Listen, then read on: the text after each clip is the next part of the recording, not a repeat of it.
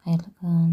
Бүгін сіздерге қатпарлы қамырдан пирожки жасап көрсетіп отырмын. Ішіндегісі картоп салмасы. Өте дәмді болатын, оңай жасалатын рецепт. Егер де менің рецепттерім ұнап жатса, каналға тіркеліп, коммент жазып қоңыраушаны басуды ұмытпаңыздар. Ішіндегі салмасына картопты қайнатып алып,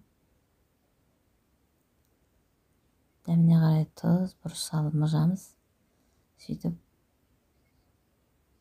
2 столовый сұйық май құйып, жақсылап өстіп басып елейміз. Сонымен салмамыз дайын. Қатпарлы қамырға керек 200 грамм су, 1 шайный ложка уксус, 5 грамм тұз, 2 столовый ложка майны, 450 грамм ұн керек. Тұзымыз салып, үстіне суын құйып, су бөлме температурасында болу керек. Майонезімізді саламыз.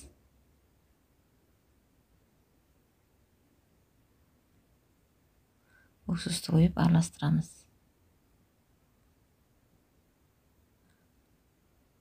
Жақсылап араластырып аламыз.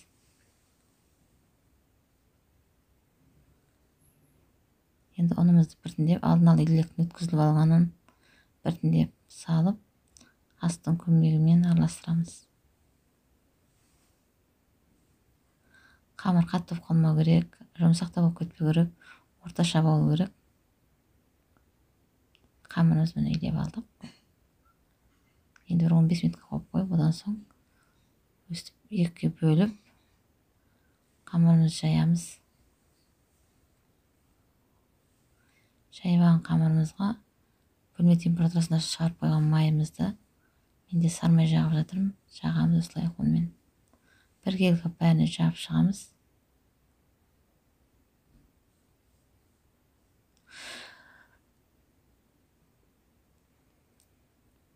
Жағып болғаннан кейін өстіп орап,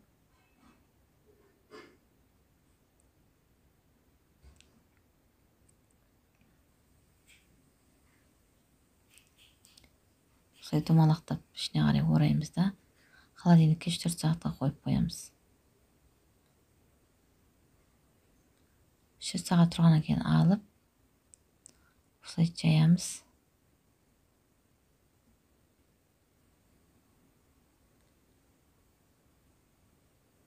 Бәрін жайып алғаннан кейін ортасына картопымызды саламыз. Картопты мен қайнатып алғам. Үстіне сұйық май, дәміне қарай тұз, бұрыш қосып илеп, ішіне салма алып дайындадым.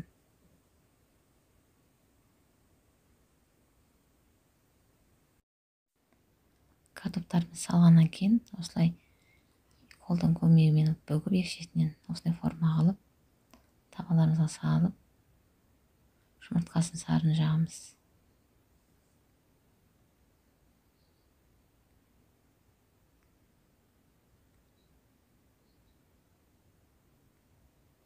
Бәріне осылай жағып алдым. Енді аздап үстіне мак себем. Сөйтіп 180 градуста 20-25 минутта пешімізде пісіріп алатын боламыз.